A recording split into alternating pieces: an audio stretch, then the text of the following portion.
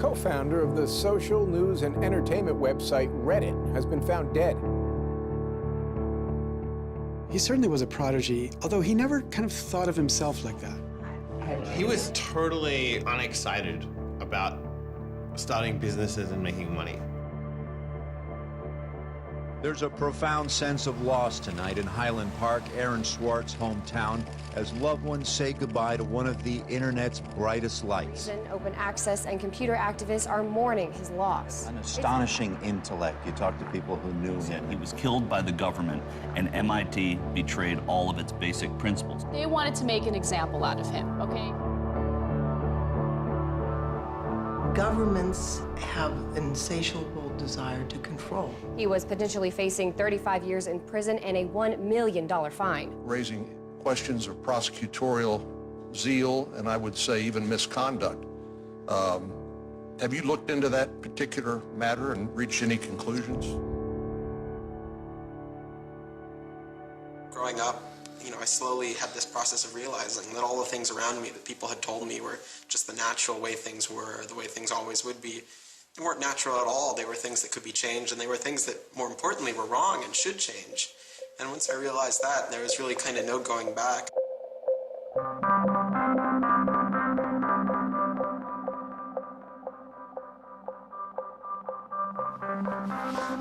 Welcome to Story Reading Time.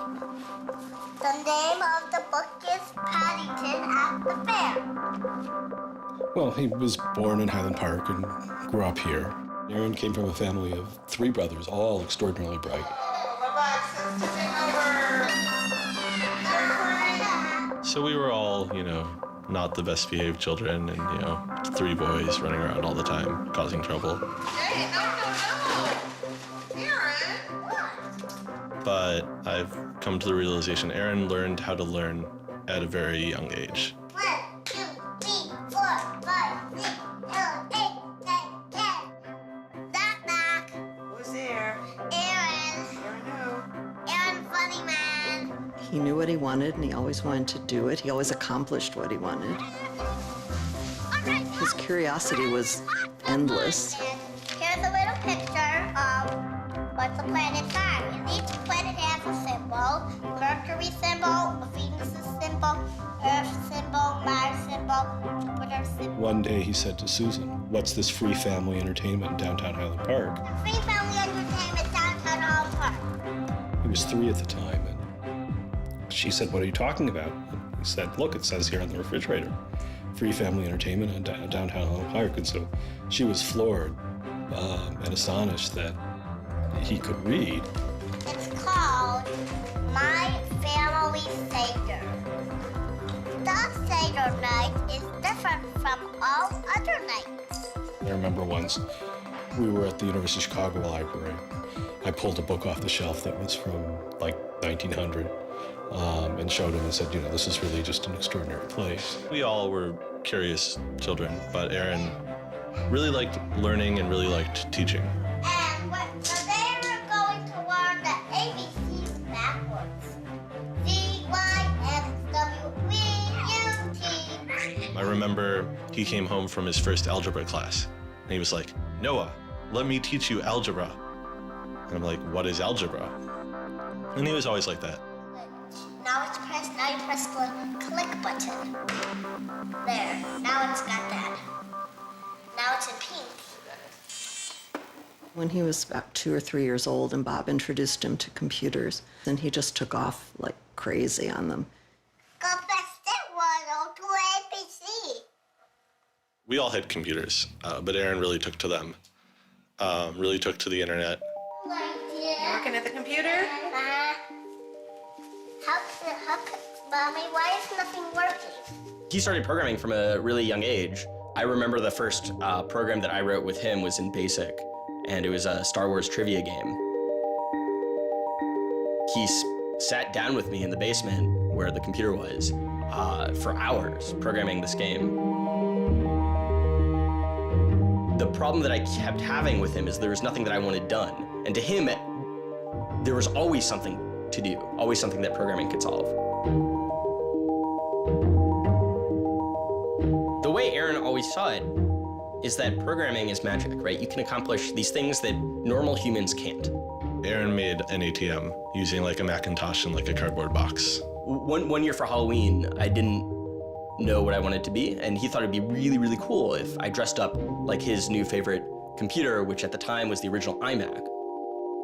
I mean, he hated dressing up for Halloween, but he loved convincing other people to dress up as things that he wanted to see.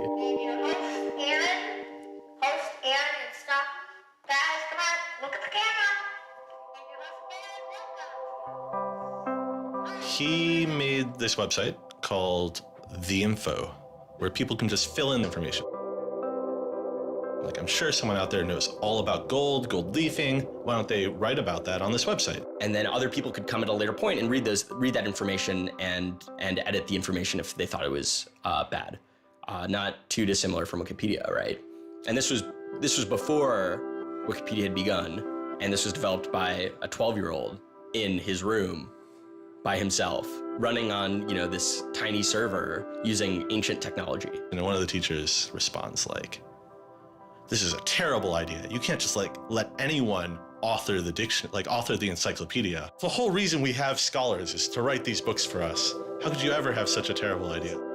Me and my other brother would be like, "Oh, yeah, Wikipedia is cool, but we had that in our house like 5 years ago." Aaron's website, theinfo.org, wins a school competition hosted by the Cambridge-based web design firm Ars Digita. We all went to Cambridge for when he won the Ars Digita Prize. And, we had no clue what Aaron was doing. It was obvious that the prize was really important.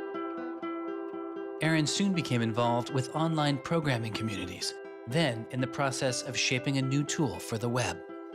He comes up to me, it's like, "Ben, there's this really awesome thing that I'm working on. You need to hear about it." I'm like, "Yeah, what is it?" He says, "It's this thing called RSS." And he explains to me what RSS is. I'm like, why is that useful, Aaron? Is any site using it? Why would I want to use it? There was this mailing list for people who were working on RSS and XML more generally. And there was a person on it named Aaron Swartz who was combative but very smart and who had lots of good ideas. And he didn't ever come to the face-to-face meetings. And they said, when are you going to come out to one of these face-to-face meetings? And he said, I don't think my mom would let me. I'm 14, I just turned 14. And so their first reaction was, well, this colleague we've been working with all year was 13 years old while we were working with him, and he's only 14 now. And their second reaction was, Christ, we really want to meet him. That's extraordinary. He was part of the committee that drafted RSS. What he was doing was to help build the plumbing for modern hypertext. And the piece that he was working on, RSS, was a tool that you can use to get summaries of things that are going on in other web pages. Most commonly, you would use this for a blog. You might have 10 or 20 people's blogs you want to read. You use their RSS feeds, these summaries of what's going on those other pages, to create a unified list of all the stuff that's going on. Aaron was really young, but he understood the technology and he saw that it was imperfect and looked for ways to help make it better.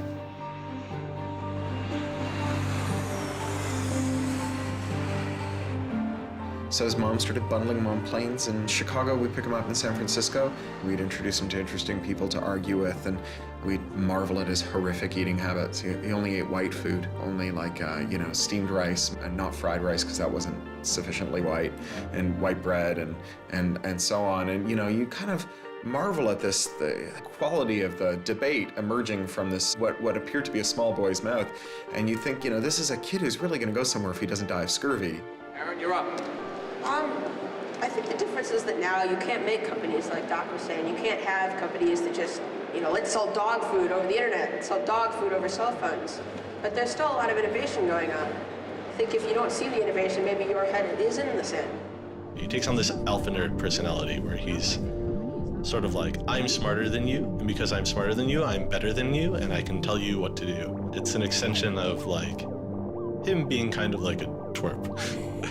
So you aggregate all these computers together and now they're solving big problems like searching for aliens and trying to cure cancer. First met him on IRC, on Internet Relay Chat. He didn't just write code. He also sort of got people excited about solving problems. He was a connector. The free culture movement has had a lot of his energy. I think Aaron was trying to make the world work. He was trying to fix it. He had a very kind of strong personality that definitely ruffled feathers at times. It wasn't necessarily the case that he was always comfortable in the world, and the world wasn't always comfortable with him. Aaron got into high school and was really just sick of school. He didn't like it. He didn't like any of the classes that were being taught. He didn't like the teachers. Aaron really knew how to get information. He was like, I don't need to go to this teacher to learn how to do geometry. I can just read the geometry book, and I don't need to go to the teacher to learn their version of American history. Like, I have 3 historical compilations here. I could just read them, and I'm not interested in that. I'm interested in the web.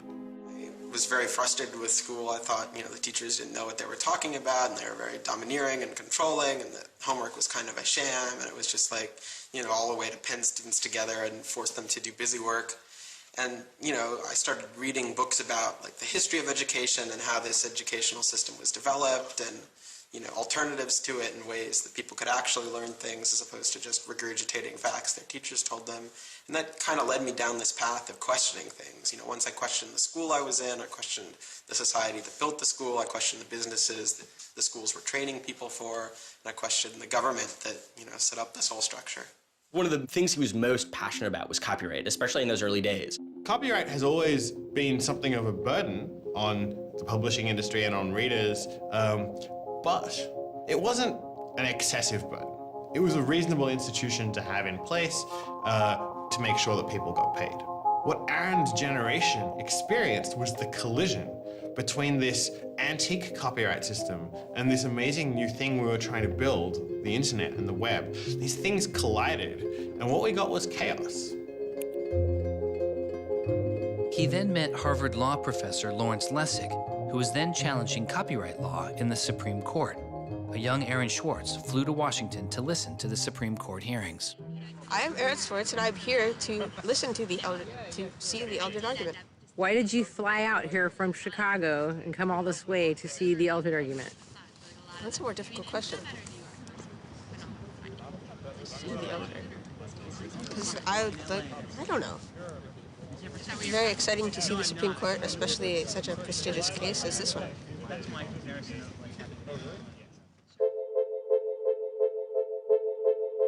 Lessig was also moving forward with a new way to define copyright on the internet. It was called Creative Commons. So the simple idea of Creative Commons is to give people, creators, a simple way to mark their creativity with the freedoms they intended to carry.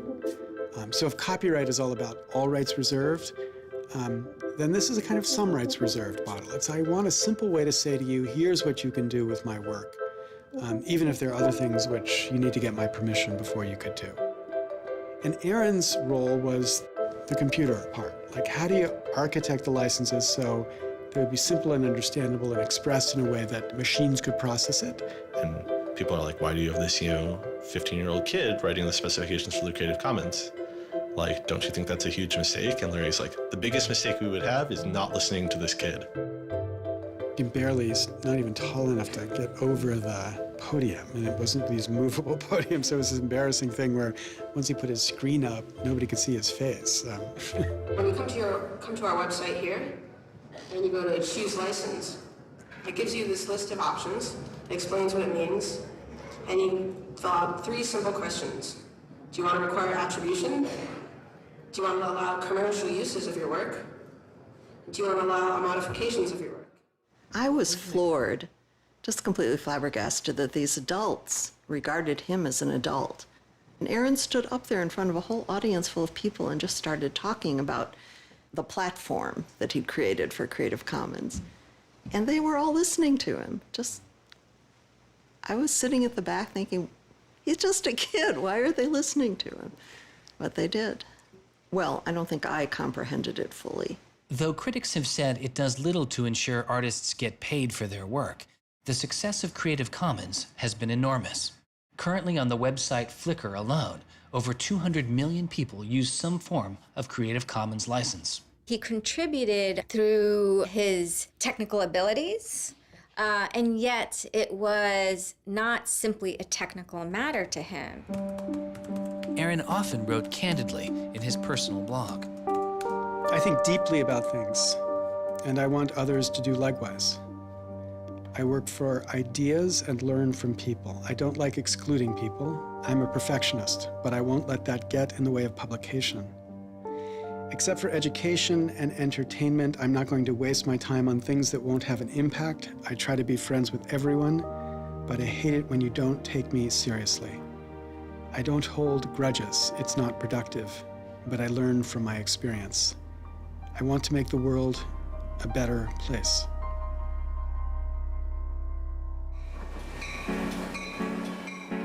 In 2004, Swartz leaves Highland Park and enrolls in Stanford University. He had had ulcerative colitis, which was very troubling, and we were concerned about him taking his medication. He got hospitalized, and he would take this cocktail of pills every day. And one of those pills was a steroid, which stunted his growth and made him feel different from many of the other students.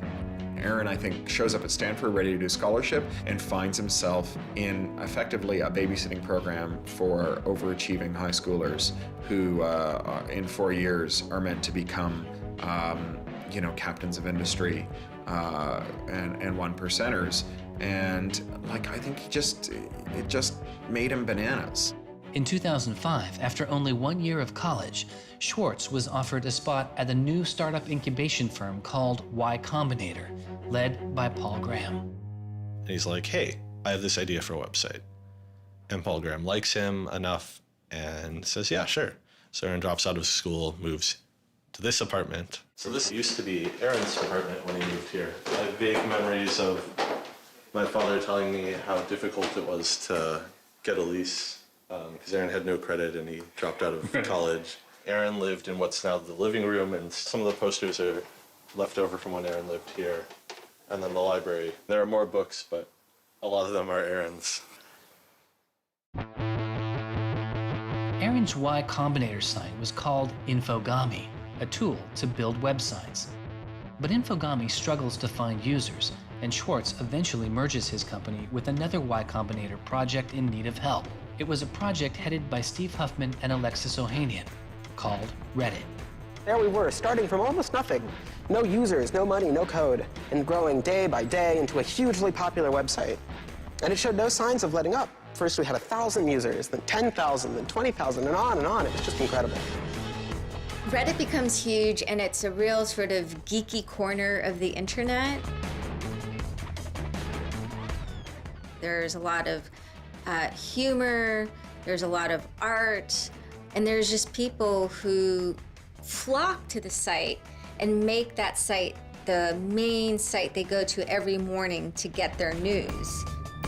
Reddit kind of just borders on chaos at some level. So on the one hand, it's a place where people discuss news of the day, technology, politics, and issues. And yet there is a lot of kind of not safe for work material, offensive material. There's some subreddits where trolls find a welcome home. And so in that sense, Reddit has been kind of home to controversy as well. It kind of sits on that edge of chaos. Reddit catches the attention of the corporate magazine giant Condé Nast, who makes an offer to buy the company. Some large amount of money, large enough that my dad was getting bugged with questions about how do I store this money? Like a lot of money. Like a lot of money. Probably more than $1 million, but I don't actually know. And he is how old at the time? 19, 20. So it was in this apartment. They sat around on what predated these couches, hacking on Reddit. And when they sold Reddit, they threw a giant party and then all flew out to California the next day and left the keys with me. It was funny, he just sold a startup, so we all kind of presumed he was the richest person around, but he said, oh no, I'll take this tiny little shoebox-sized room. That's all I need. It was barely larger than a closet. The idea of him spending his money on fancy objects just seems so implausible. He explains it's I like living in apartments, so I'm not going to spend a lot of money on a new place to live. I'm not going to buy a mansion. And I like wearing jeans and a t-shirt, so I'm not going to spend any more money on clothes. So like, it's, you know, really no big deal. What is a big deal to Swartz is how traffic flows on the internet and what commands our attention. In the old system of broadcasting, you were fundamentally limited by the amount of space in the airwaves. You know, you could only send out 10 channels over the airwaves of television, right? Or even with cable, you had 500 channels. On the internet, everybody can have a channel. Everyone can get a blog or a MySpace page. Everyone has a way of expressing themselves. And so what you see now is not a question of who gets access to the airwaves. It's a question of who gets control over the ways you find people. You know, you start seeing power centralizing in sites like Google, these sort of gatekeepers that tell you where on the internet you want to go, the people who provide you your sources of news and information. So it's not, you know, only certain people have a license to speak. Now everyone has a license to speak. It's a question of who gets heard.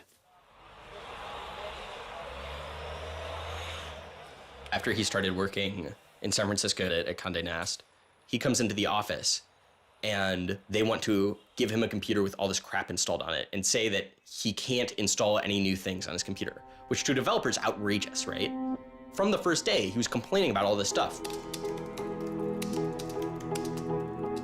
Gray walls, gray desks, gray noise. The first day I showed up here, I simply couldn't take it. By lunchtime, I had literally locked myself in a bathroom stall and started crying.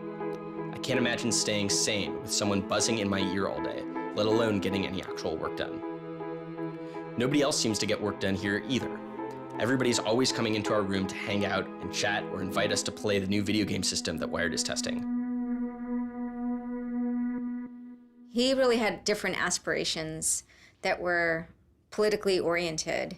And Silicon Valley just doesn't really quite have that culture that orients technical activity for the purposes of political goals. Aaron hated working for a corporation. They all hate working for Condé Nast, but Aaron is like the only one who's not going to take it. And Aaron basically gets himself fired by not showing up to work ever. It was said to be a messy breakup. Both Alexis Ohanian and Steve Huffman declined to be interviewed for this film. He rejected the business world.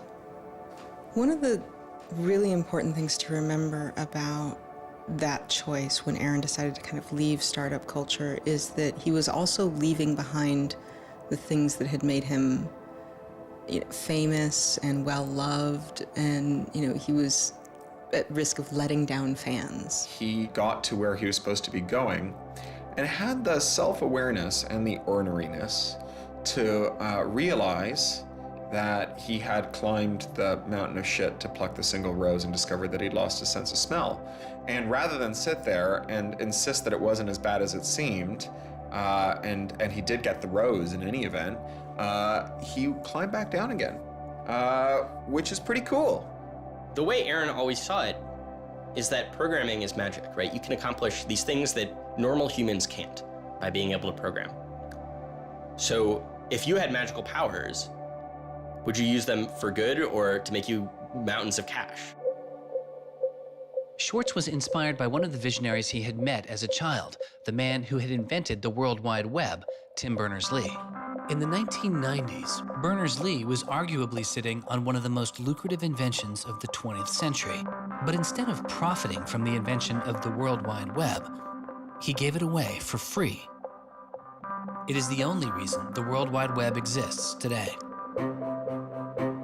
Aaron is certainly deeply influenced by Tim. Tim is certainly a very prominent early internet genius who doesn't in any sense cash out. He's not at all interested in how he's going to figure out how to make $1 billion. People would have seen, there's money to be made there. So there would have been lots of little webs instead of one big one. And one little web, and lots of little webs doesn't work because you can't follow links from one to the other. You know, you had to have the critical mass for this thing was the entire planet. So it's not going to work unless the whole planet can get on board.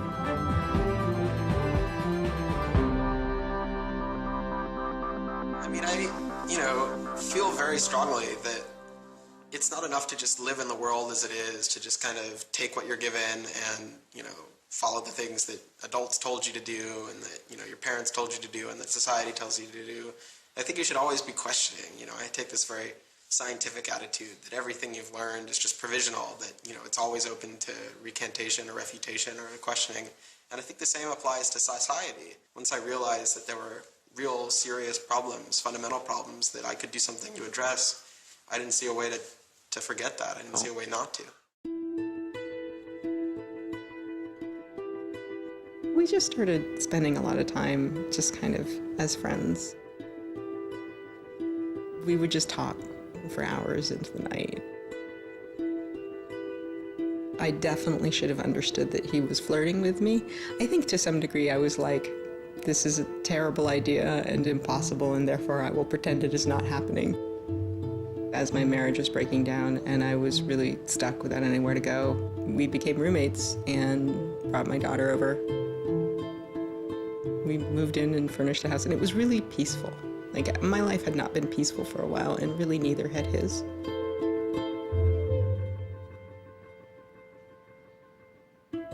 We were extremely close from the beginning of our romantic relationship. We were in constant contact, but we're both really difficult people to deal with. In a very Ally McBeal discussion, he confessed he had a theme song, and I made him play it for me. It was Extraordinary Machine by Fiona Apple. I think it was just that sense of kind of being a little bit embattled that the song has. And it also had like this hopefulness to it. By foot it's a slow climb, but I'm good at being uncomfortable, so I can't stop changing all the time. Because in many ways, Aaron was tremendously optimistic about life. Even when he didn't feel it, he could be tremendously optimistic about life. Extraordinary machine. What are you doing? Flickr has video now. Swartz threw his energy into a string of new projects involving access to public information, including an accountability website called watchdog.net and a project called the Open Library.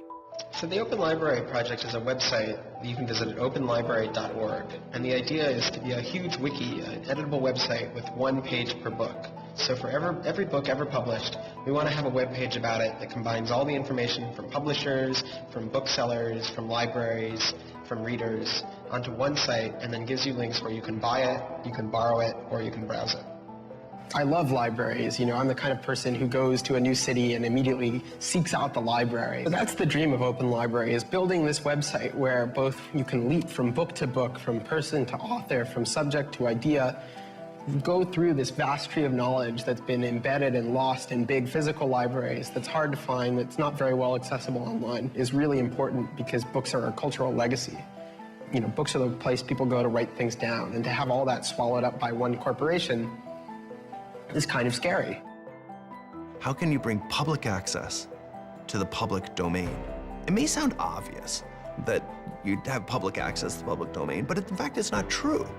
So the public domain should be free to all, but it's often locked up. There's often, guard cages. It's like having a national park, but with a moat around it and gun turrets pointed out in case somebody might want to actually come and enjoy the public domain.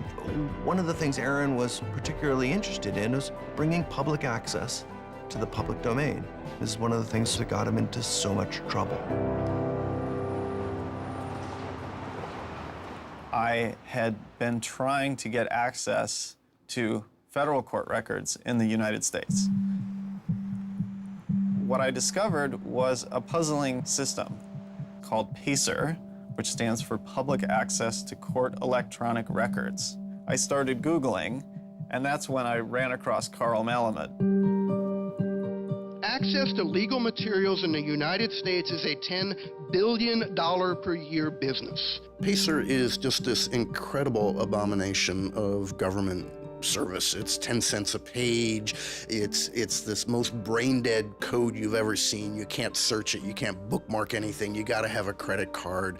And these are public records. It's U.S. district courts are very important. It's where a lot of our seminal litigation starts, civil rights cases, patent cases, all sorts of stuff. And journalists and students and citizens and lawyers all need access to PACER, and it fights them every step of the way. People without means can't see the law as readily as people that have that Gold American Express card. It's a poll tax on access to justice. The law is the operating system of our democracy, and you have to pay to see it. That's not much of a democracy. They make about $120 million a year on the PACER system, and it doesn't cost anything near that, according to their own records. In fact, it's illegal. The E-Government Act of 2002 states that the courts may charge only to the extent necessary in order to reimburse the costs of running PACER.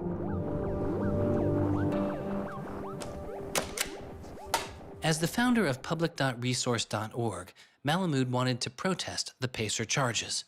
He started a program called the PACER Recycling Project, where people could upload PACER documents they had already paid for to a free database so others could use them. The PACER people were getting a lot of flack from Congress and others about public access. And so they put together this system. In 17 libraries across the country, there was free PACER access. That's one library every 22,000 square miles, I believe. So it wasn't like really convenient. I encouraged volunteers to join the so-called Thumb Drive Corps and download docs from the public access libraries, upload them to the PACER recycling site. People take a thumb drive into one of these libraries and they download a bunch of documents and they send them to me. And nothing, it was just a joke. In fact, when you clicked on Thumb Drive Core, there was a Wizard of Oz, the Munchkins singing, so a little video clip came up. We represent the Lollipop Guild. But of course, I get this phone call from Steve Schultz and Aaron saying, gee, we'd like to join the Thumb Drive Corps. Around that time, I ran into Aaron at a conference. This is something that really has to be a collaboration between a lot of different people. So I approached him and I said, hey, I'm thinking about an intervention on the PACER problem. Schultz had already developed a program that could automatically download PACER documents from the trial libraries. Swartz wanted to take a look. So I showed him the code. And I didn't know what would come next, but as it turns out, over the course of the next few hours at that conference, he was off sitting in a corner, improving my code, recruiting a friend of his that lived near one of these libraries to go into the library and to begin to test his improved code, at which point the folks at the courts realized something's not going quite according to plan. And data started to come in and come in and come in, and soon there were 760 gigabytes of PACER docs, about 20 million pages. Using information retrieved from the trial libraries, Swartz was conducting massive, automated parallel downloading of the PACER system. He was able to acquire nearly 2.7 million federal court documents, almost 20 million pages of text. Now, I'll grant you that 20 million pages had perhaps exceeded the expectations of the people running the Pilot Access Project, but surprising a bureaucrat isn't illegal. Aaron and Carl decided to go talk to the New York Times about what happened. They also caught the attention of the FBI, who began to stake out Schwartz's parents' house in Illinois. But I get a tweet from his mother saying, call me. It's like, oh my God, what the hell's going on here?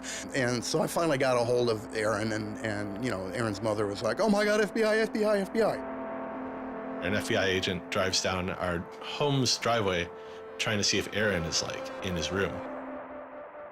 And I remember being home that day and wondering why this car was driving down our driveway and just driving back out. I was like, that's weird. 5 years later, I read this FBI file and I'm like, oh my goodness. That was the FBI agent in my driveway. He was terrified. He was totally terrified.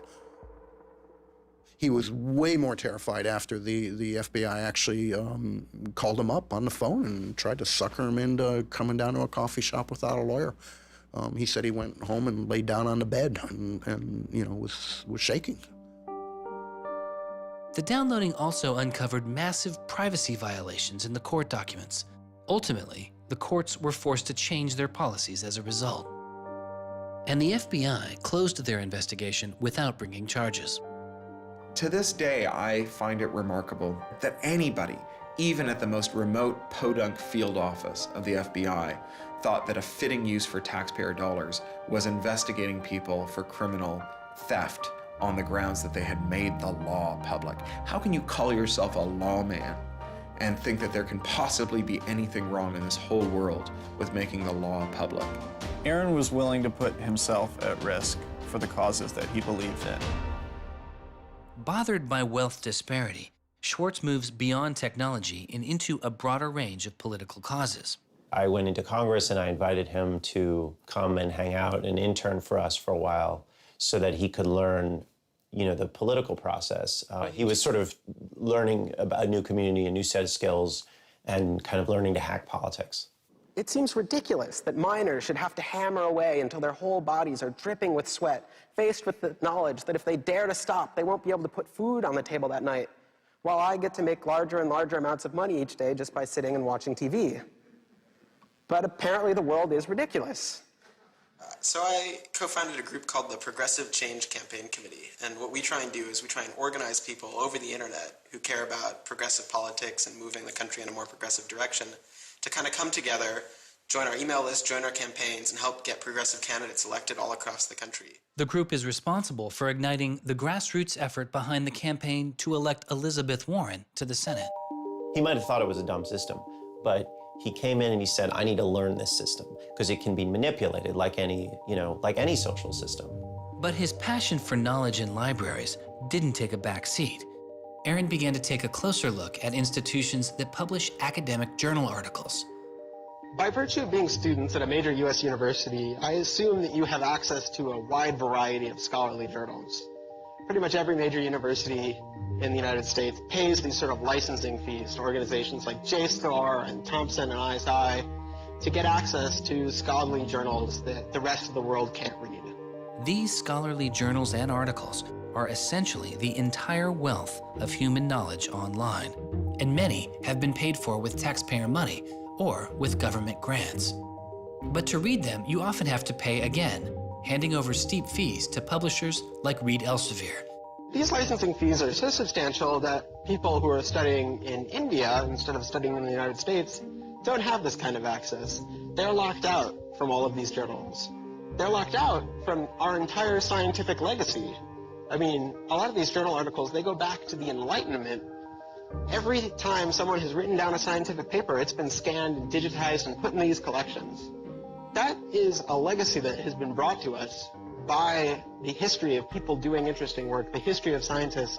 It's a legacy that should belong to us as a commons, as a people, but instead it's been locked up and put online by a handful of for-profit corporations who then try and get the maximum profit they can out of it.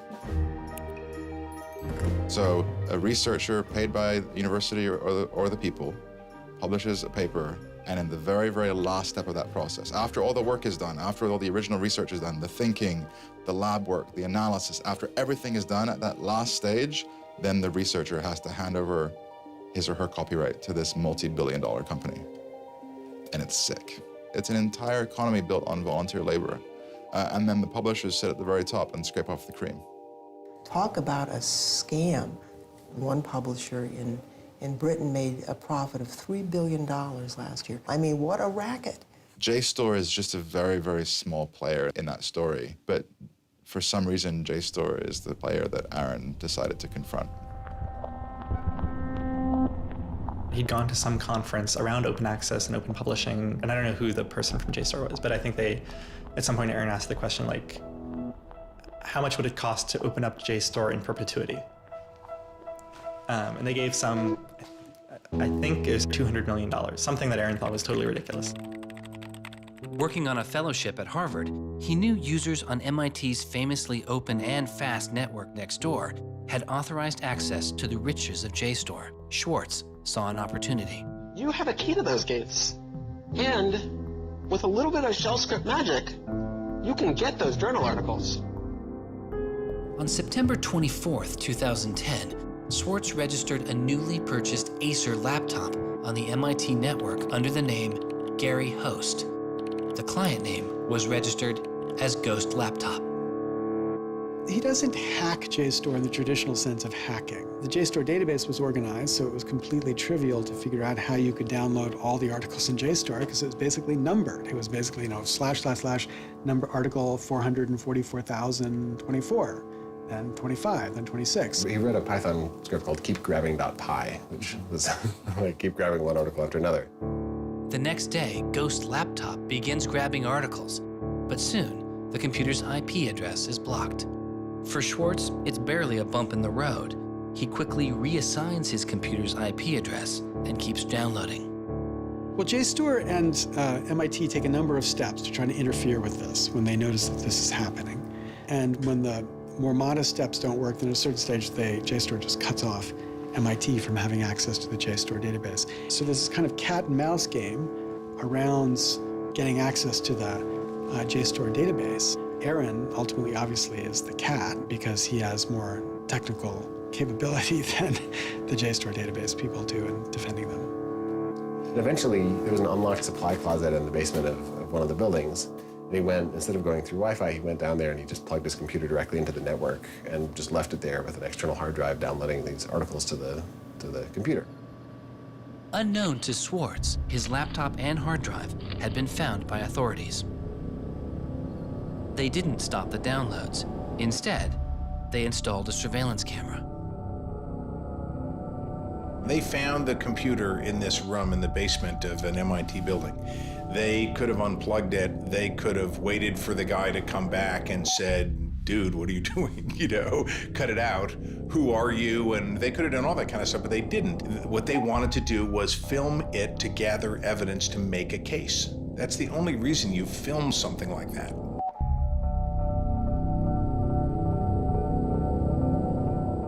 At first, the only person caught on the glitchy surveillance camera was using the closet as a place to store bottles and cans.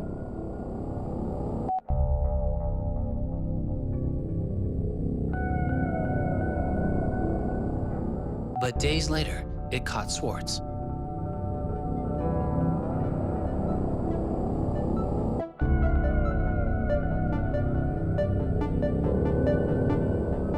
Swartz is replacing a hard drive. He takes it out of his backpack, leans out of frame for about 5 minutes, and then leaves.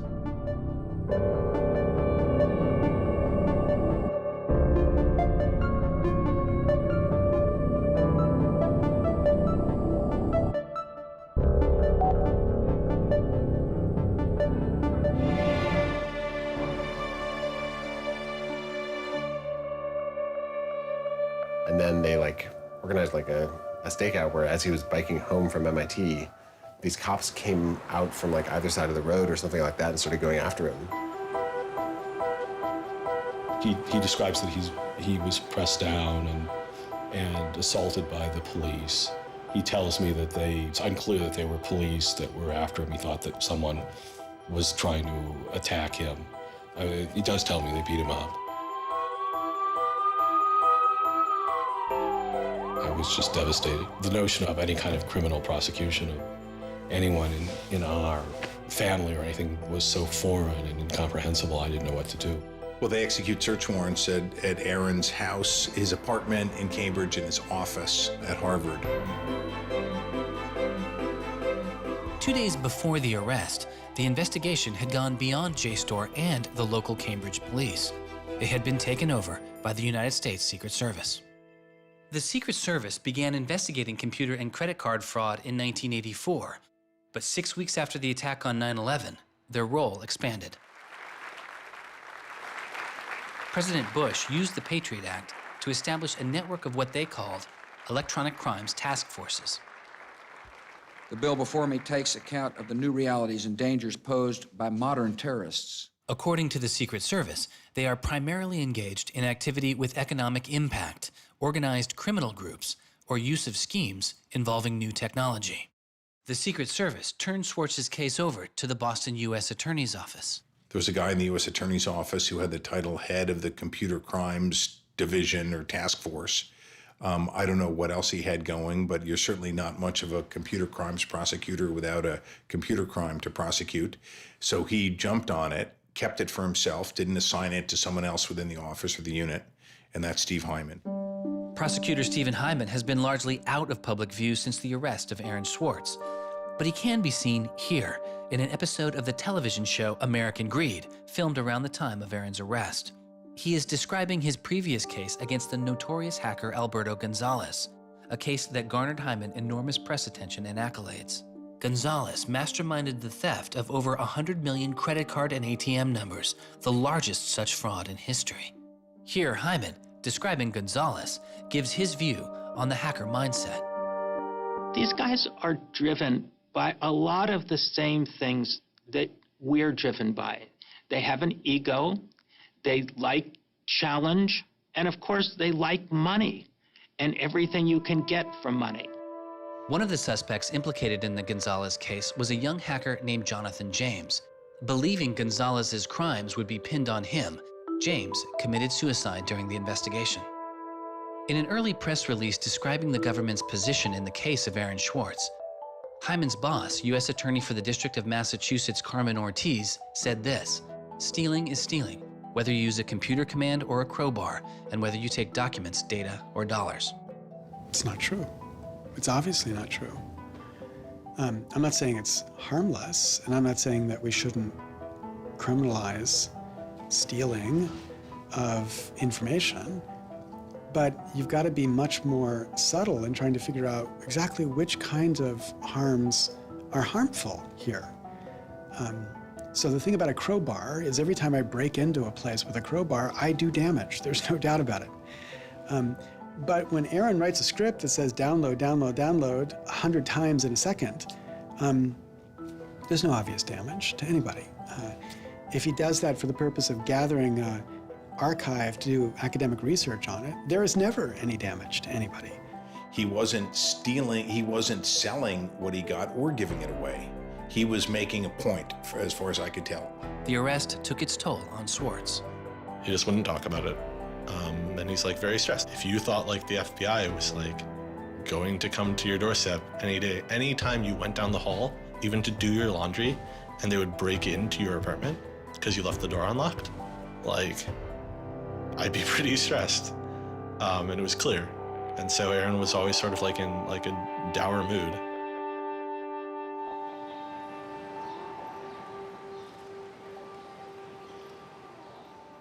He wouldn't give off any sensitive information about his whereabouts during this time because he was so afraid that the FBI would be waiting for him. It was a time of unprecedented social and political activism. Time magazine would later name as their 2011 Person of the Year, the protester. There was a kind of hotbed of hacker activity going on.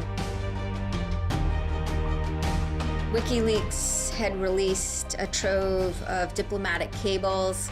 Manning had been under arrest at the time. It was unknown whether he was the source of the leak. Anonymous, which is a kind of protest ensemble that has a lot of hackers in its ranks, were going on various sprees of sorts. If you compare that to what he did, his stuff should have been left behind for MIT and JSTOR to deal with in a kind of private, professional manner. It should have never gotten the attention of the criminal system. It just didn't belong there.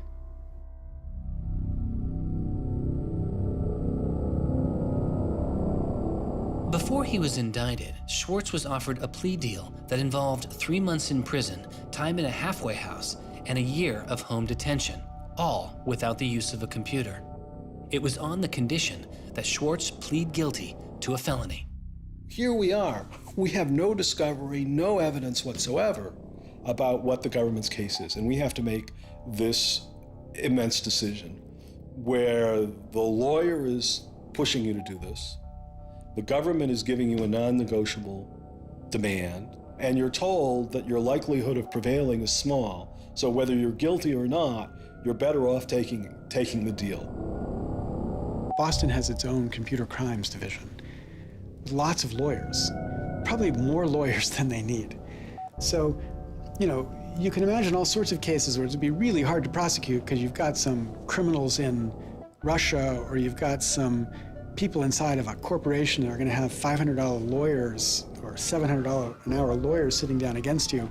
And then you've got this case with this kid, which is pretty easy to prove that he did something, and he's already marked himself as a troublemaker with the FBI, so why not go as tough as you can in here against that guy? It's good for you, the prosecutor, it's good for the Republic, because you're fighting all those terrorist types. I was so scared. I was so scared of having my computer seized. I was so scared of going to jail because of my computer being seized. I had confidential material from sources from my previous work on my laptop. And that is above all my priority, is to keep my sources safe. I was so scared of what was going to happen to Ada. Aaron told me that they'd offered him a deal, and he finally just said that he would take it if I told him to. And I came real close to saying take it. He had developed like serious political aspirations in the intervening time between when, that moment when he ended that entrepreneurial startup life and begun this new life that had come to this political activism. And he just didn't believe that he could continue in his life with a felony. He said to me one day, we were walking by the White House, and he said to me, they don't let felons work there.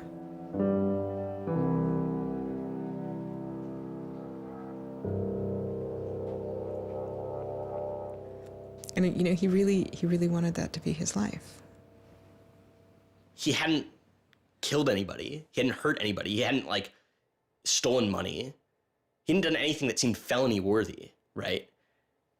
And there is this idea that there's no reason that he should be labeled a felon and taken away his right to vote in many states for doing what he did. That's just outrageous. It makes sense for him to be, maybe fined a bunch of money or, asked not to come back to MIT again. But to be a felon, to face jail time. Swartz turned down the plea deal. Hyman redoubled his efforts. Hyman continued to press us at all levels. Even with the physical evidence seized from Aaron's Acer computer, hard drive, and USB drive, the prosecutors needed evidence of his motives. Why was Aaron Swartz downloading articles from JSTOR, and just what did he plan to do with them? The government claims that he was planning to publish these. We don't really know whether that was his real intention, because Aaron also had a history of doing projects where he'd analyze giant data sets of articles in order to learn interesting things about them. The best evidence for that was that when he was at Stanford, he also had downloaded the whole Westlaw legal database. In a project with Stanford law students, Swartz had downloaded the Westlaw legal database. He uncovered troubling connections between funders of legal research and favorable results. He did this amazing analysis of for-profit companies giving money to law professors who wrote law review articles which were then beneficial to Exxon during an oil spill, right? So it was a very corrupt system of funding, vanity research. Swartz had never released the Westlaw documents. In theory, he could have been doing the same thing about the JSTOR database. That would have been completely okay. If he were, on the other hand, intending to create a competitive service to JSTOR, we're going to set up our own, access to the Harvard Law Review and charge, money for it, then, okay, now it seems like criminal violation because you're commercially trying to exploit this material, but it's kind of crazy to imagine that's what he was doing. So, but then there's the middle case. Well, what if he was just trying to liberate it for all of the developing world? But depending on what he was doing, it creates a very different character to how the law should be thinking about it. The government was prosecuting him as if this was like a commercial criminal violation, like stealing a whole bunch of credit card records. It was that kind of crime. I don't know what he was going to do with that database, but I heard from a friend of his that Aaron had told him he was going to analyze the data for evidence of corporate funding of climate change research that led to biased results. And I totally believe that. I was just told that Steve wanted to talk to me. And I thought, maybe this is a way I could get out of this. Just just exit the situation. And I didn't want to live in fear of having my computer seized. I didn't want to live in fear of having to go to jail on a contempt of court charge if they tried to compel me to decrypt my computer. When they came to me and said, Steve wants to talk to you, that seemed reasonable. They offered Norton what is known as a Queen for a Day letter, or a proffer. It allowed prosecutors to ask questions about Aaron's case. Norton would be given immunity from prosecution herself for any information she revealed during the meeting. I didn't like it. I told my lawyers repeatedly that this seemed fishy. I didn't like this. I didn't want immunity. I didn't need immunity. I hadn't done anything. But they were really, really stringent that they did not want me meeting the prosecutor without immunity. But just to be clear, this is a Queen for a Day deal, a proffer. Right, a proffer letter. In which you basically handed information over to them in exchange for protection from prosecution. So it wasn't handing information over. It was, at least that's not how I saw it. It was just having a discussion, having an interview with them. Well, they're asking you questions. They're asking me questions. They can ask about whatever they want. Right. And whatever they learn, I really, right, and I repeatedly tried to go in naked. I repeatedly tried to turn down the proffer letter. I was ill. I was being pressured by my lawyers. I was confused. I was not doing well by this point. I was depressed and I was scared and I didn't understand the situation I was in. I had no idea why I was in this situation. I hadn't done anything interesting, much less wrong. We went out of our minds. Aaron was clearly very distraught about it. We were very distraught about it. Aaron's attorneys were very distraught about it. We tried to get Quinn to change attorneys.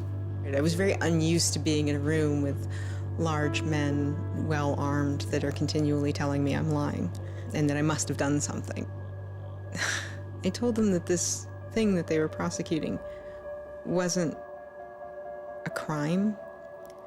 I told them that they were on the wrong side of history. I used that phrase. I said, you're on the wrong side of history. And they looked bored. They didn't even look angry. They just looked bored. And it began to occur to me that we weren't having the same conversation. I mean, I told them plenty of things about, why people would download journal articles, and eventually, I don't remember what was around it. I mentioned that he'd done this blog post, the Guerrilla Open Access Manifesto. This is the Guerrilla Open Access Manifesto, supposedly written in July 2008 in Italy. Information is power. But like all power, there are those who want to keep it for themselves. The world's entire scientific and cultural heritage, published over centuries in books and journals, is increasingly being digitized and locked up by a handful of private corporations. Meanwhile, those who have been locked out are not standing idly by. You've been sneaking through holes and climbing over fences, liberating the information locked up by the publishers and sharing them with your friends. But all this action goes on in the dark, hidden underground. It's called stealing or piracy, as if sharing a wealth of knowledge were the moral equivalent of plundering a ship and murdering its crew. But sharing isn't immoral, it's a moral imperative. Only those blinded by greed would refuse to let a friend make a copy. There's no justice in following unjust laws. It's time to come into the light and, in the grand tradition of civil disobedience, declare our opposition to this private theft of public culture. The manifesto itself was allegedly written by 4 different people and also edited by Norton. But it was Swartz who had signed his name to it. When it's over, I go immediately to Aaron and tell him everything I can remember about it. And he gets very angry. The things that I'd done shouldn't have added up that way. I hadn't done anything wrong, and everything had gone wrong. But I was never...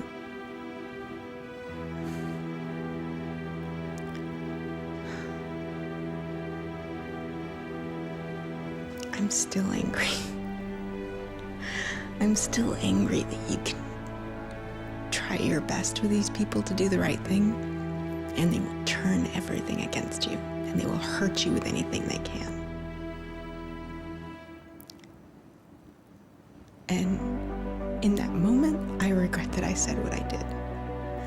But my much larger regret is that we have settled for this, that we are okay with this. That we are okay with a justice system that tries to game people into little traps so they can ruin their lives.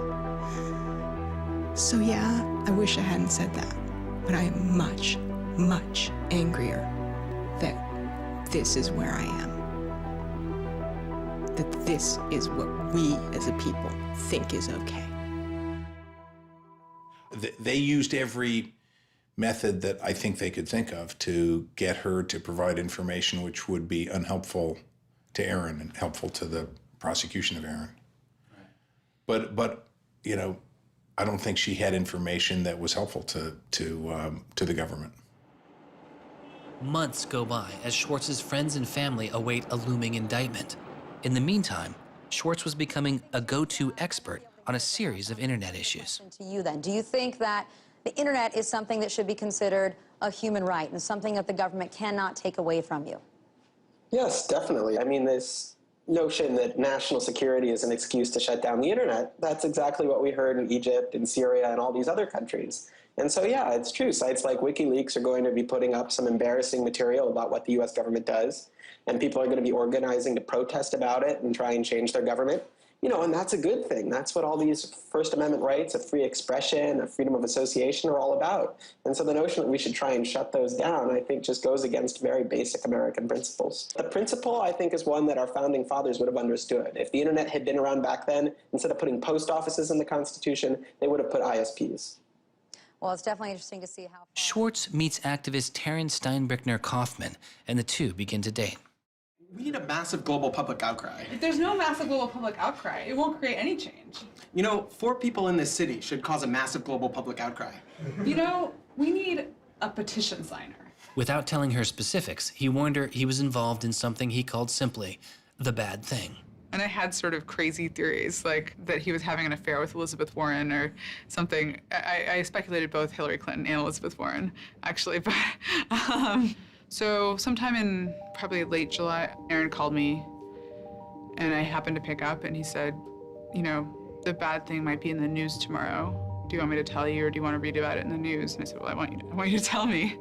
And he said, well, I've been arrested for downloading too many academic journal articles, and they want to make an example out of me. And I was like, that's it? That's the big fuss? Really? Like, this doesn't sound like a very big deal. On July 14th, 2011, federal prosecutors indict Swartz on 4 felony counts. He gets indicted on the same day that like 2 people in England who are part of LulzSec get arrested, and like a few other real hackers. And Aaron is just like someone who kind of looks like a hacker, enough that they can like, you know, put his head on a stake and like put it on the gates. Aaron went to surrender, and they arrested him. They then strip searched him, took away his shoelaces, took away his belt, and left him in solitary confinement. The District of Massachusetts United States Attorney's Office released a statement saying Swartz faces up to 35 years in prison, to be followed by 3 years of supervised release, restitution, forfeiture, and a fine of up to $1 million. He is released on $100,000 bail. The same day, the primary victim in the case, JSTOR, formally drops all charges against Swartz and declines to pursue the case. JSTOR, they weren't our friends, they weren't helpful or friendly to us, but they also were just kind of like, we're not part of this. JSTOR and their parent company, Ithaca, also sidestepped requests to talk with this film. But at the time, they released a statement saying it was the government's decision whether to prosecute, not JSTOR's. And so it's our belief that with that, the case will be over. That we should be able to get Steve Hyman to drop the case or settle it in some rational way. And the government refused. Why? Well, because I think they wanted to make an example out of Aaron. And they said they wanted to, the reason why they wouldn't move on requiring a felony conviction and jail time was that they wanted to use this case as a case of for deterrence. They told us that. They told you that? Yes. This was going to be an example? Yes. He was going to be an example? Yes. Steve Hyman said that.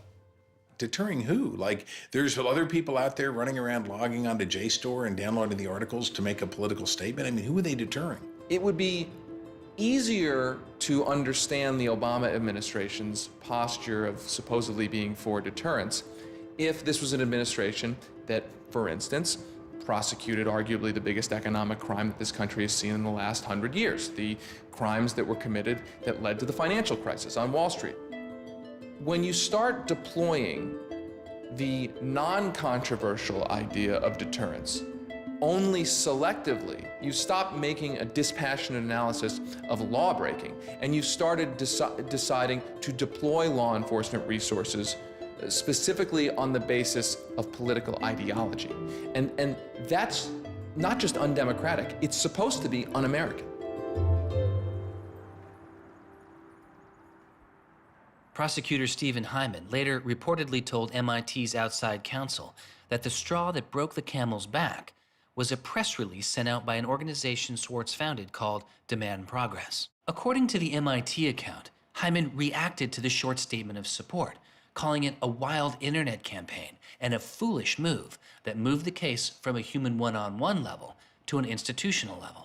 That was a poisonous combination. A prosecutor who didn't want to lose face, who had a political career in the offing maybe, and didn't want to have this come back and haunt them. You spent how many tax dollars arresting someone for taking too many books out of the library and they got your ass handed to you in court? No way.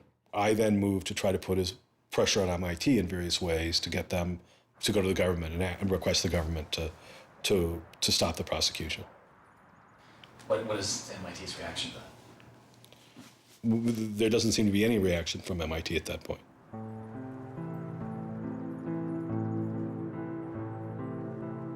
MIT doesn't defend Aaron, which to people inside of the MIT community seems outrageous because MIT is a place that encourages hacking in the biggest sense of the word. At MIT, the idea of going and running around on roofs and tunnels that you weren't allowed to be in was not only a rite of passage, it was part of the MIT tour. And lockpicking was a winter course at MIT. They had the moral authority to stop it in its tracks. MIT never stood up and took a position of saying to the feds, don't do this. We don't want you to do this. You're overreacting. This is too strong, that I'm aware of. They acted kind of like any corporation would. They helped the government. They didn't help us unless they felt they had to, and they never tried to stop it. MIT declined repeated requests to comment, but they later released a report saying they attempted to maintain a position of neutrality and believed Hyman and the U.S. Attorney's Office did not care what MIT thought or said about the case. MIT's behavior seemed really at odds with the MIT ethos, right? You could argue that MIT turned a blind eye and that was okay for them to do. But taking that stance, taking that neutral stance in and of itself was taking a pro-prosecutor stance. If you look at Steve Jobs and Steve Wozniak, they started by selling a blue box, which was a thing designed to defraud the phone company. If you look at Bill Gates and Paul Allen, they initially started their business by using computer time at Harvard, which was pretty clearly against the rules. The difference between Aaron and the people I just mentioned is that Aaron wanted to make the world a better place. He didn't just want to make money. Swartz continues to be outspoken on a variety of internet issues. You know, the reason the internet works is because of the competitive marketplace of ideas. And what we need to be focusing on is getting more information about our government, more accessibility, more discussion, more debate. But instead, it seems like what Congress is focused on is shutting things down. Aaron thought he could change the world just by explaining the world very clearly to people. Flame can literally control your computer and make it spy on you. Welcome, Aaron. Good to have you back on the show here. You know, just like spies used to in olden days, put microphones and tap what people were saying, now they're using computers to do the same things. Schwartz's political activity continues, his attention turning to a bill moving through Congress designed to curb online piracy. It was called SOPA. Activists like Peter Eckersley saw it as an enormous overreach, threatening the technical integrity of the internet itself. And one of the first things I did was to call Aaron. I said, can we do a big online campaign against this? This isn't a bill about copyright. It's not? No, he said. It's a bill about the freedom to connect. Now I was listening. And he thought about it for a while and then said yes. And he went and founded Demand Progress. Demand Progress is an online activism organization. We've got around 1.5 million members now, but started in the fall of 2010. Aaron was one of the most prominent people in a community of people who helped lead organizing around social justice issues at the federal level in this country. SOPA was the bill that was intended to curtail online piracy of music and movies, but what it did was basically take a sledgehammer to a problem that needed a scalpel. If passed, the law would allow a company to cut off finances to entire websites without due process, or even to force Google to exclude their links. All they needed was a single claim of copyright infringement. It pitted the titans of traditional media against a new and now far more sophisticated remix culture. It makes everyone who runs a website into a policeman. And if they don't do their job of making sure nobody on their site uses it for anything that's even potentially illegal, the entire site can get shut down without even so much as a trial. This was over the top. I mean, this was a catastrophe.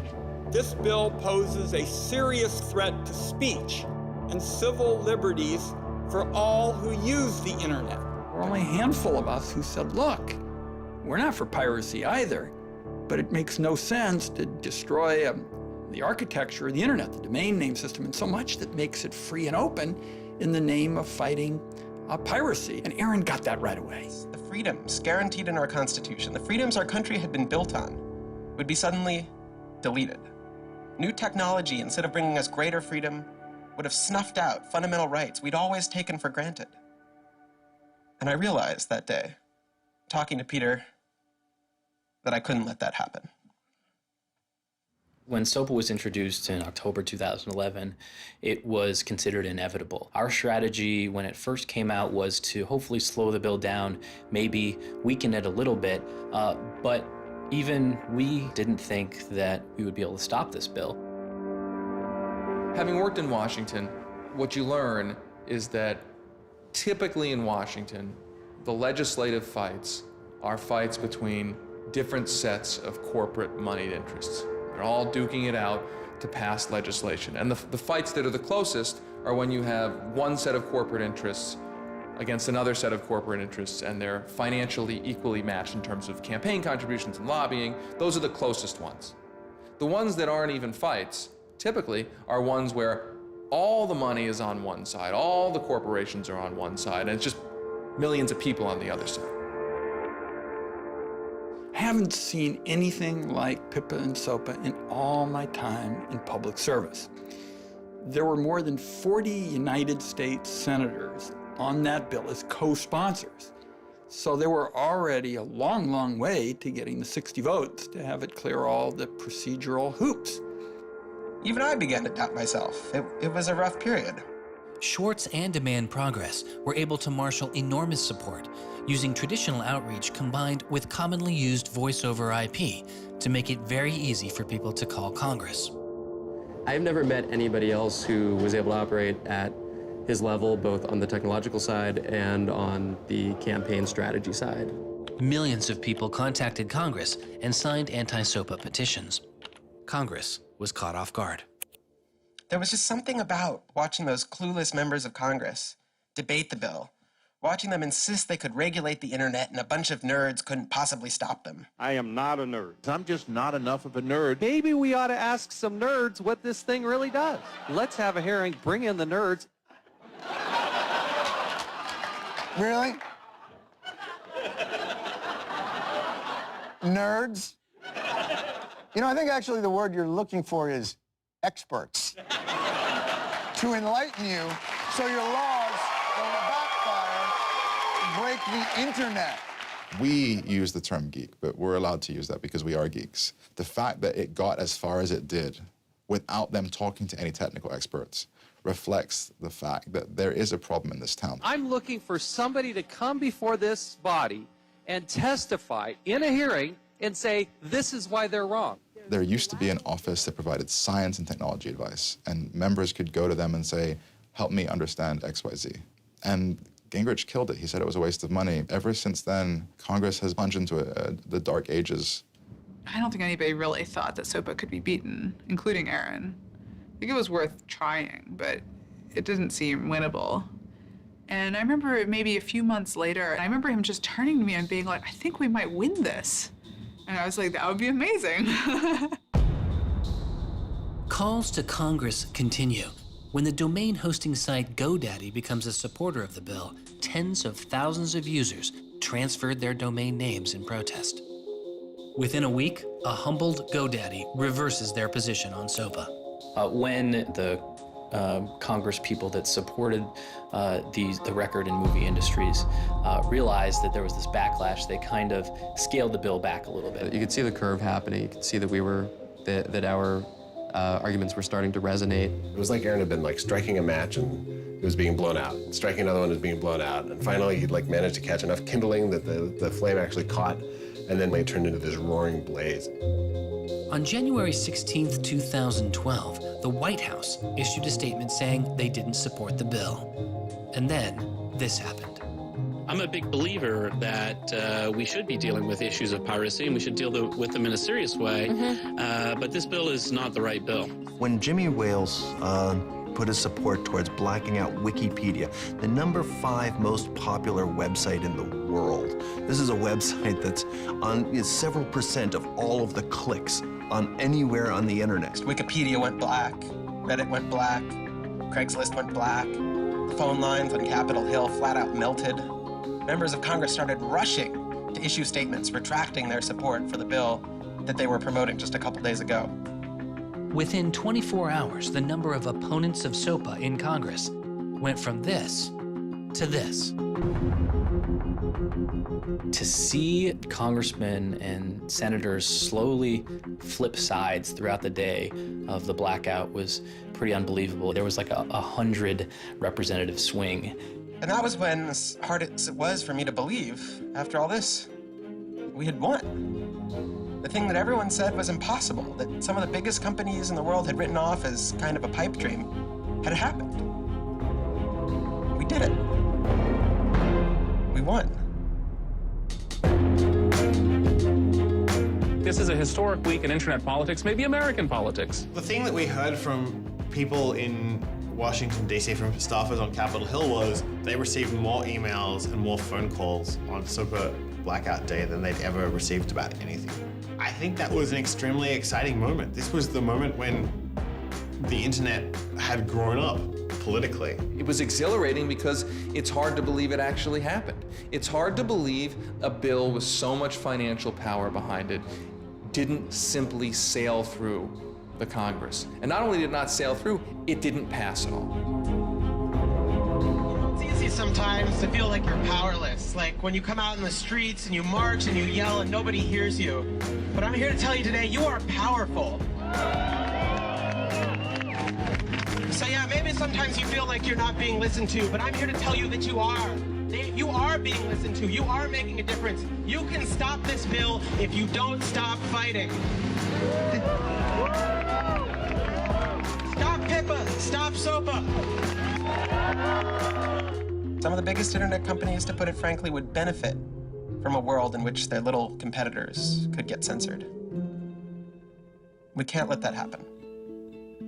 For him, it was more important to be sure that you made a small change than to play a small part in a big change.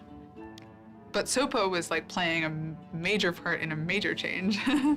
And so for him, it was kind of this proof of concept, like, okay, what I want to do with my life is change the world. I think about it in this really scientific way of like, I'm measuring my impact. And this shows that it's possible, right? That the thing that I want to do with my life is possible. I have proved that I can do it, that I, Aaron Swartz, can change the world. For a guy who never really thought he had done much, which was Aaron, it was one of the few moments where you could really see that he felt like he had done something good. Feeling like here is his maybe one and only victory lap. Everyone said there was no way we could stop SOPA. We stopped it. This is 3 outrageously good victories, and the year isn't even over yet. I mean, if there's a time to be positive, it's now. You know, he wins at SOPA a year after he's arrested it's not unambiguously happy moments. There's a lot going on. He's so attuned towards participating in the political process, you can't stop him. The list of organizations Swartz founded or co-founded is enormous. And years before Edward Snowden would expose widespread internet surveillance, Swartz was already concerned.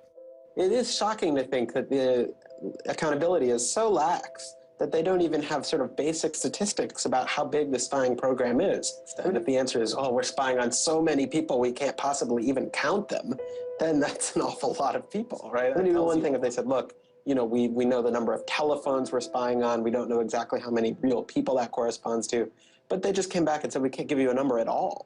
That's pretty, I mean, it's scary is what it is. Well, that's scary. You know, they put incredible pressure on him, took away his, you know, all of the money he had made. They, you know, threatened to take away his physical freedom.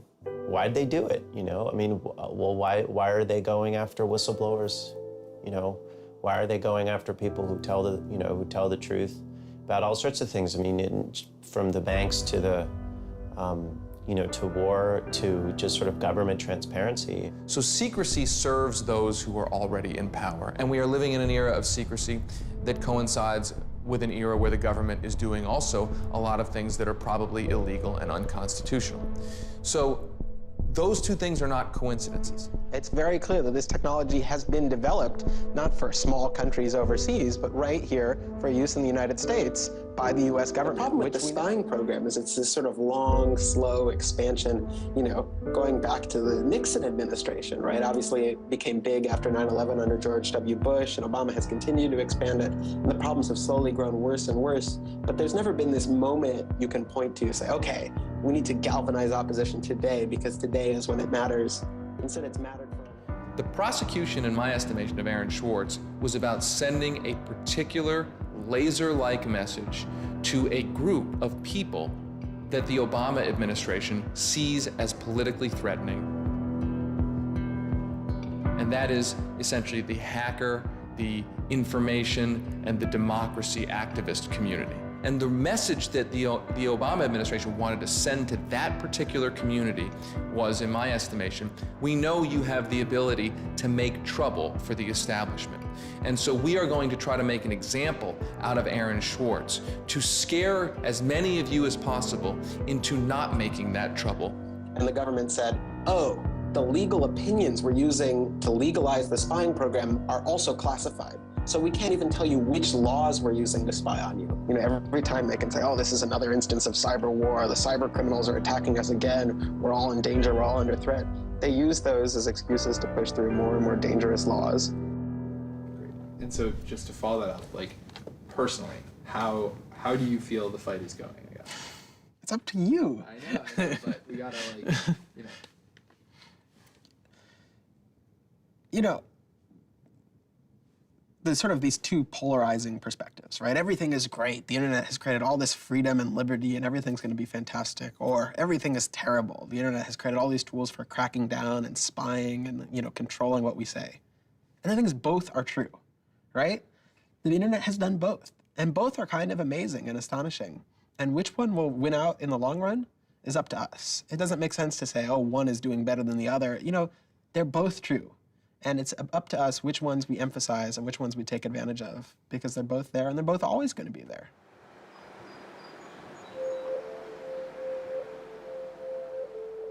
On September 12, 2012, federal prosecutors filed a superseding indictment against Swartz, adding additional counts of wire fraud, unauthorized access to a computer, and computer fraud. Now, instead of 4 felony counts, Swartz was facing 13. The prosecution's leverage had dramatically increased, as did Swartz's potential jail time and fines. They filed a separate indictment to add more charges, and they had a theory about why this conduct constituted a number of federal crimes, and that a very significant sentence could attach to it under the law. That theory, and much of the prosecution's case against Swartz, involved a law created originally in 1986. It is called the Computer Fraud and Abuse Act. The Computer Fraud and Abuse Act was inspired by the movie War Games with Matthew Broderick, which is a great movie. I have you now. In this movie, a kid gets the ability through the magic of computer networks to like launch a nuclear attack. You know, that's not actually possible, and it certainly wasn't possible in the 80s, but apparently this movie scared Congress enough to pass the original Computer Fraud and Abuse Act. This is a law that's just behind the times. For example, that penalizes terms of service kinds of arrangements. You can have something like eHarmony or Match.com, and somebody sort of inflates their own personal characteristics, and all of a sudden, depending on the jurisdiction and the prosecutors, they could be in a whole host of troubles. We all know what terms of use are. Most people don't read them, but not abiding by their terms could mean you are committing a felony. The website terms of service often say things like, be nice to each other, or don't do anything that's improper. The idea that the criminal law has anything to say about these kinds of violations, I think strikes most people as crazy. The examples get even more crazy. Until it was changed in March of 2013, the terms of use on the website of Hearst's 17 magazine said you had to be 18 in order to read it. I would say that the way the CFA has been interpreted by the Justice Department, we are probably all breaking the law. Vague and prone to misuse, the CFAA has become a one-size-fits-all hammer for a wide range of computer-related disputes. Though not the only factor in his case, 11 of the 13 charges against Swartz involved the Computer Fraud and Abuse Act. The question why hangs over much of the story of Aaron Swartz. Just what was motivating the government, and what would their case have been? The Department of Justice declined requests for answers, but Professor Oren Kerr is a former prosecutor who has studied the case. So I think I come about this case from a different direction than other people on a number of reasons. I was a federal prosecutor at the Justice Department for 3 years before I started teaching. The government came forward with an indictment based on what crimes they thought were committed, just as a purely lawyers matter, looking at the precedents, looking at the statute, looking at the history, looking at the cases that are out there so far. I think it was a fair indictment based on that. You can debate whether they should have charged this case. There's just a lot of disagreement. Some people are on the open access side, some people are not. I think the government took Swartz's guerrilla open access manifesto very seriously. And I think they saw him as somebody who was committed as a moral imperative to breaking the law to overcome a law that Swartz saw as unjust. And in a democracy, if you think a law is unjust, there are ways of changing that law. There's going to Congress, as Swartz did so masterfully with SOPA. Or you can violate that law in a way to try to nullify that law. And I think what was driving the prosecution was the sense that Swartz was committed not just to breaking the law, but to really making sure that law was nullified, that everyone would have access to the database in a way that you couldn't put the toothpaste back into the tube. It would be done, and Swartz's side would win. There's a big disagreement in society as to whether that is an unjust law, and ultimately that's a decision for the American people to make, working through Congress. And then the second problem is, I think, we're still trying to figure out what's the line between less serious offenses and more serious offenses. We're now entering this different environment of computers and computer misuse, and we don't yet have a really strong sense of exactly what these lines are. So we're just working that out. This is a poor use of prosecutorial discretion. The hammer that the Justice Department has to scare people with it just gets bigger and bigger and bigger. And so most people just, you can't roll the dice with your life like that. Should we tap somebody's phone? Should we film them? Should we turn somebody and get them to testify against these other people? That's how federal agents and prosecutors think. They build cases, they make cases. Swartz was caught in the gears of a brutal criminal justice system that could not turn back. A machine that has made America the country with the highest rate of incarceration in the world. We have in this country allowed ourselves to be captured by the politics of fear and anger. And anything we're afraid of, like the future of the internet and access, and anything we're angry about instinctively creates a criminal justice intervention. And we've used jail, prison, and punishment to resolve a whole host of problems that historically were never seen as criminal justice problems. The impulse to threaten, indict, prosecute, which is part of what has created this debate and controversy over online access and information on the internet, is very consistent with what we've seen in other areas. The one difference is that the people who are usually targeted and victimized by these kinds of criminal and carceral responses are typically poor and minority. Swartz's isolation from friends and family increased. He had basically stopped working on anything else, and the case was, in fact, like taking over sort of his whole life. One of Aaron's lawyers apparently told the prosecutors that he was emotionally vulnerable and that was something that they really needed to keep in mind so that they knew that. It was weighing on him very heavily. He did not like having his actions and his movements restricted in any way. And the threat of jail, which they pounded him with a lot, was terrifying to him. Completely exhausted his financial resources, and it cost us a lot of money also, and he raised a substantial amount of money. So it was, it was in the millions of dollars. The legal defense Yes, was in millions. yes. Yeah, I think he didn't want to be a burden to people. I think that was a factor. Like, I have my normal life, and then I have this shitty thing I have to deal with. And I try to keep the two of them as separate as possible. But they were just beginning to blur together, and everything was becoming shitty. Swartz faced a tough choice that was only getting tougher. Do you admit guilt and move on with your life, or do you fight a broken system? With his legal case, the answer was simple. He rejects the final plea deal, and a trial date is set. Aaron was resolute that he didn't want to knuckle under and accept something that he didn't believe was fair, but I also think he was scared.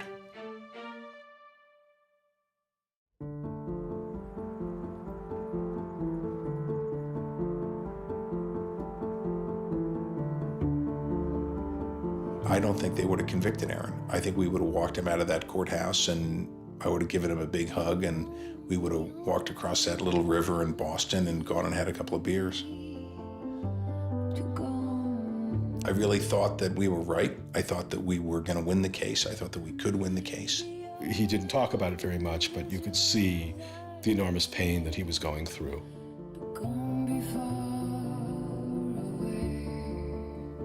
No time in his childhood did Aaron have any severe mood swings or depressive episodes or anything that I would ascribe to severe depression. And it's possible, he was depressed. People get depressed.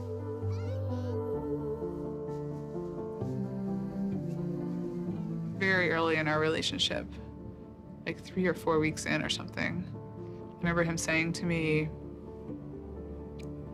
that I was a lot stronger than he was. He was brittle in a lot of ways. Things were a lot harder for him than for a lot of people. It was part of his brilliance, too. I think he probably had something like clinical depression in his early 20s. I don't think he did when I was with him. He wasn't a joyful person, but that's different from being depressed. He was just under such enormous pressure for 2 years straight. He just didn't want to do it anymore. He was just I just think it was too much.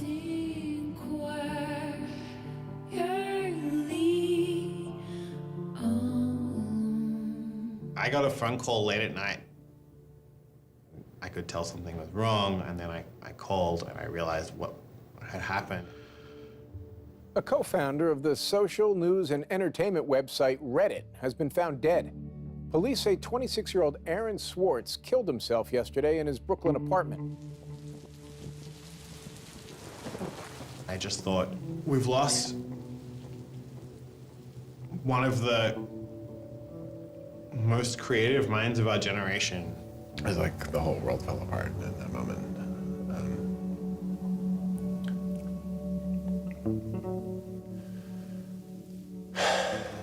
It was one of the hardest nights of my life.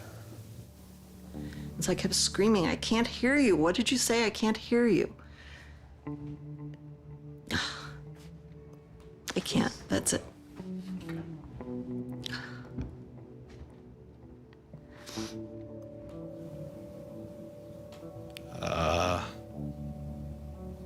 Yeah, none of it made any sense. And really still doesn't. I was so frustrated, angry.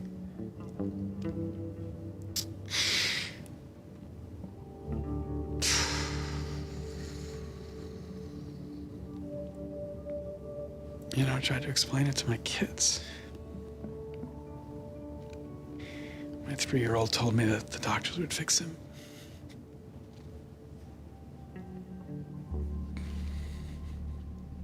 I've known lots of people who've died, but I've never lost anybody like this.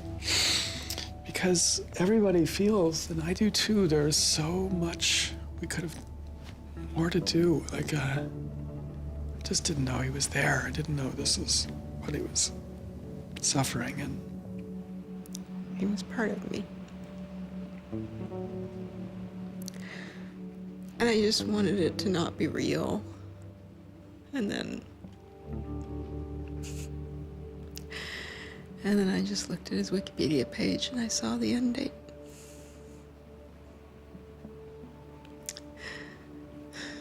To 2013.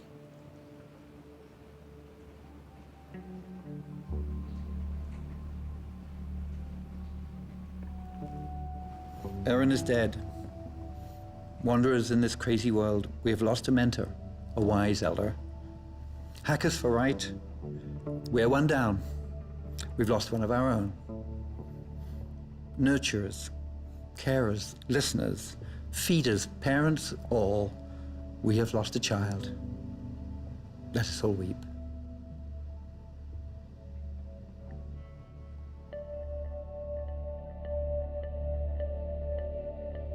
my first thought was, well, what if nobody even notices? Because it wasn't clear to me how salient he was. I had never seen anything quite like the outpouring I saw. The net just lit up. I mean, everyone was trying to explain it in their own way, but I've never seen people grieve on Twitter before. People were visibly grieving online. He was the internet's own boy. And the old world killed him. We are standing in the middle of a time when great injustice is not touched. The architects of the financial meltdown have dinner with the president regularly. In the middle of that time, the idea that this was what the government had to prosecute just seems absurd if it weren't tragic. The question is, can we do something, given what's happened, to make the world a better place? And how can we further that legacy? That's the only question one can ask. All over the world, there were starting to be hackathons and gatherings. And Aaron Swartz has, in some sense, brought the best out of us in trying to say, how do we fix this? He was, in my humble opinion, one of the true extraordinary revolutionaries that this country has produced. I don't know whether Aaron was defeated or victorious, but we are certainly shaped by the hand of the things that he wrestled with. When we turn armed agents of the law on citizens trying to increase access to knowledge, we've broken the rule of law. We've desecrated the temple of justice. Aaron Swartz was not a criminal. Change does not roll in on the wheels of inevitability. It comes through continuous struggle. Aaron really could do magic. And I'm dedicated to making sure that his magic doesn't end with his death. He believed that he could change the world, and he was right. Out of the last week and out of today, phoenixes are already rising. Since Swartz's death, Representative Zoe Lofgren and Senator Ron Wyden have introduced legislation that would reform the Computer Fraud and Abuse Act, the outdated law that formed the majority of the charges against Swartz. It's called Aaron's Law. Aaron believed that, you literally ought to be asking yourself all of the time, what is the most important thing I could be working on in the world right now? And if you're not working on that, why aren't you?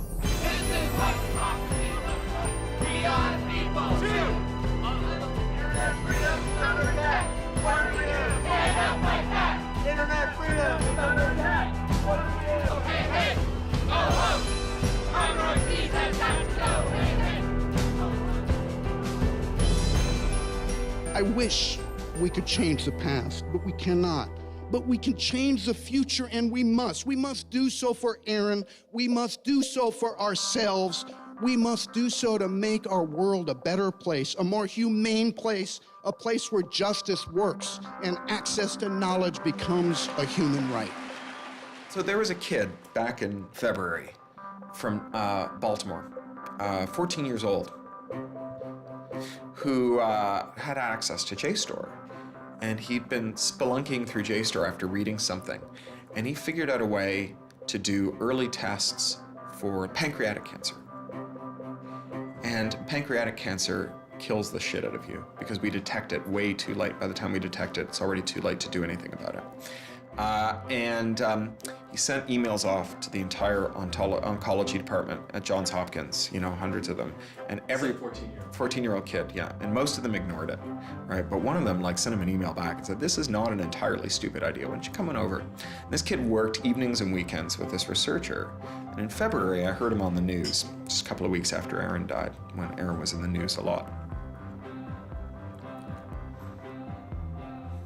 Sorry.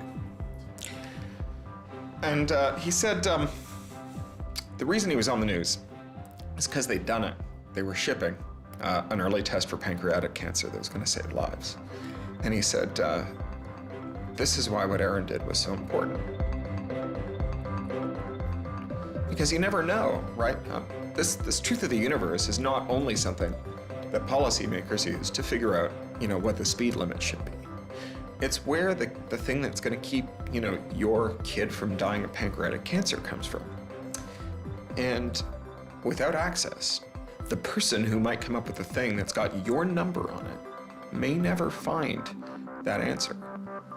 He slept so well, he didn't fall out of bed once, not even when he dreamed he was back on the spacecraft. Very good, Aaron. Very good. Yay, Aaron. Okay, now it's song time.